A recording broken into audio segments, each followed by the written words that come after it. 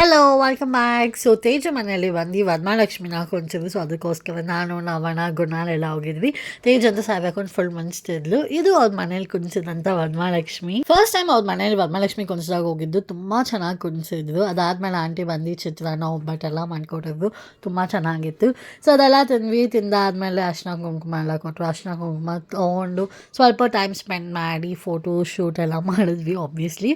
So ಸ್ವಲ್ಪ photos ಎಲ್ಲ ತೆಗೆದುಕೊಂಡು ನಾವು ಹೊರಟ್ವಿ. ಆ್ಯಂಡ್ ನಮ್ಮ ಪಕ್ಕದ ಮನೇಲಿ ಕೂಡ ಆಂಟಿ ಕೂಡ ವರಮಹಾಲಕ್ಷ್ಮಿನ ಕುಣಿಸಿದ್ರು. ಸೊ ಅವ್ರ ಮನೆಗೆ ಕೂಡ ಬೆಳಗ್ಗೆ ಹೋಗಿದ್ದೆ ಮತ್ತು ಸಂಜೆ ಹೋಗಿ ಅವ್ರ ಮೇಲೆ ಅರ್ಶಿನ ಕುಂಕುಮ ಎಲ್ಲ ತೊಗೊಂಡು ಆಂಟಿ ಅಂತೂ ತುಂಬ ಚೆನ್ನಾಗಿ ಕುಣಿಸಿದ್ರು.